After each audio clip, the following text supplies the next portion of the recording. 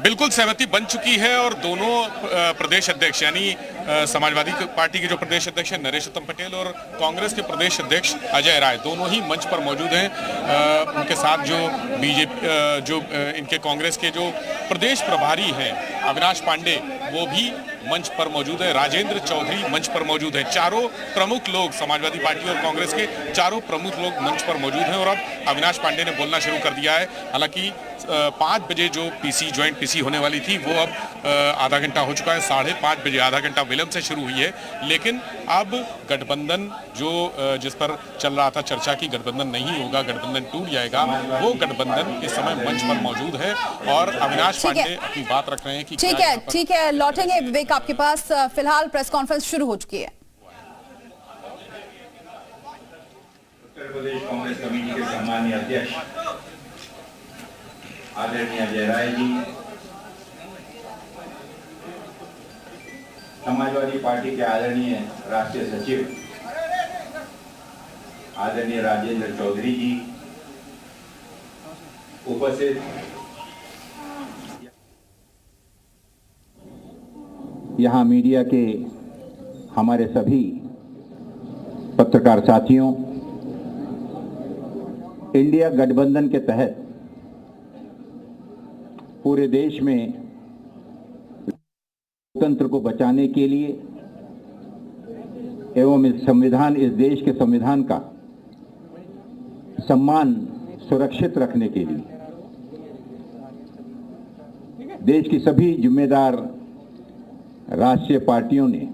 राजनीतिक दलों ने जो निर्णय लिया था, जिन उद्देश्यों को लेकर आज उसी की एक श्रृंखला के रूप में, उसी की एक अगले कदम के रूप में उत्तर प्रदेश में समाजवादी पार्टी और इंडियन नेशनल कांग्रेस इसमें सीटों के शेयरिंग को लेकर आगामी लोकसभा चुनाव में जो 80 लोकसभा सीटें हैं, निर्वाचन क्षेत्र हैं, उस पर दोनों राजनीतिक दलों के सम्माननीय अध्यक्षों के निर्देशानुसार एक कमेटी स्थापित की गई और उस कमेटी के माध्यम से निरंतर चर्चा करते हुए कि किस प्रकार से इस लोकसभा चुनाव में प्रभावी तरीके से सभी लोकतांत्रिक पार्टियों को साथ में लाकर हम बीजेपी का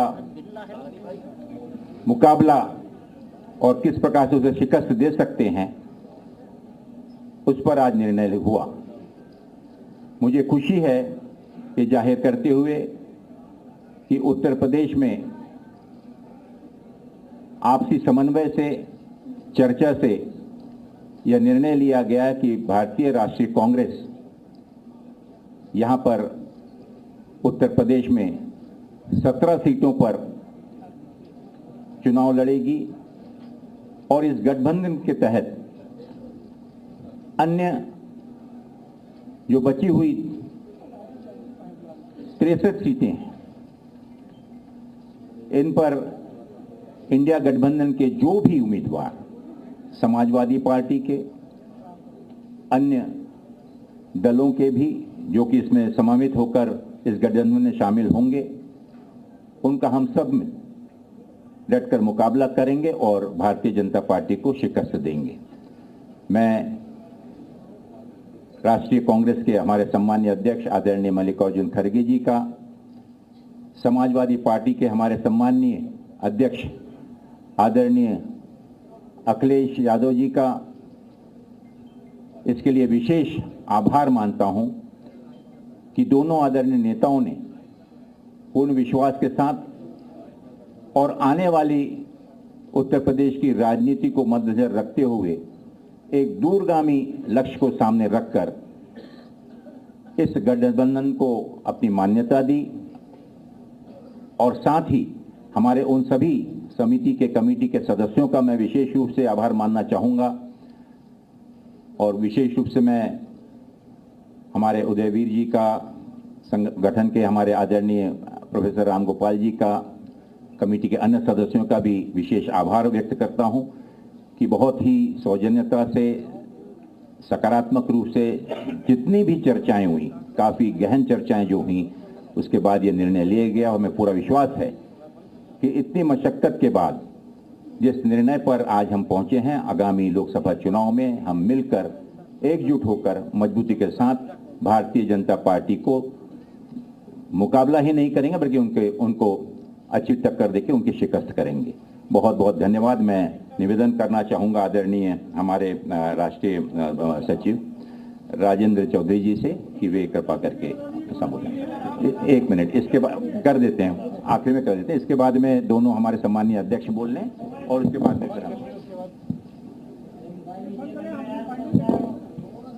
पत्रकार मित्रों, हालांकि हम लखनऊ में आप लोगों से बात कर रहे हैं, लेकिन ये संदेश भारत को बचा। उत्तर प्रदेश में 80 लोकसभा की सीट है और ये शुरू से ही समाजवादी पार्टी के राष्ट्रीय अध्यक्ष श्री अखिलेश यादव जी ने बार बार कहा कि उत्तर प्रदेश से ही केंद्र में भाजपा की सरकार 2014 में आई थी और उत्तर प्रदेश से ही 2024 में भाजपा सत्ता के बाहर जाएगी। इसी संकल्प के साथ हम लोग यहाँ आपके सामने इस संदेश को लेकर उपस्थित हुए हैं कि हालात देश के बहुत ख़राब हैं। किसान सड़कों पर है, नौजवान सड़कों पर है, समाज के सभी ऐसे वर्ग जो विगत 10 वर्षों से भाजपा की कुनीतियों का और उनके अन्याय का शिकार रहा है, उन सब को बचाने के लिए, भारत को बचाने के लिए इंडिया गठबंधन के इस सपने को साकार करने का हम भारत के सम्मानित मतदाताओं से और उत्तर प्रदेश के सम्मानित मतदाताओं से निवेदन करते हैं कि जो लोकतांत्रिक अधिकार आप लोगों के पास है, वोट का अधिकार, मतदान करने का अधिकार, उसका आप पूरी ईमानदारी के साथ, पूरी निष्पक्षता के साथ इस राष्ट्र को बचाने में इस्तेमाल करेंगे। हम ये भी निवेदन करते हैं मतदाताओं से,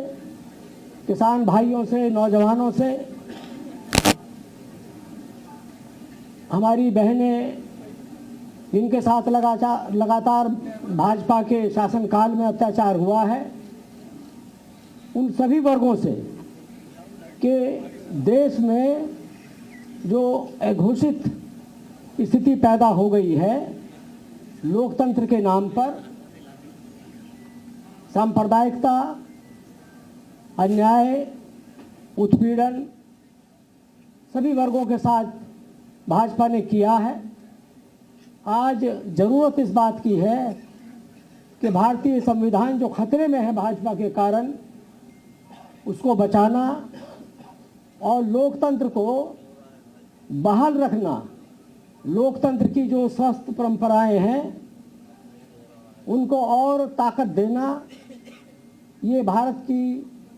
जनता के हित में है। हम समाजवादी पार्टी और कांग्रेस पार्टी के प्रतिनिधि जो यहाँ उपस्थित हैं, हमारे प्रदेश अध्यक्ष श्री नरेश उत्तम पटेल जी,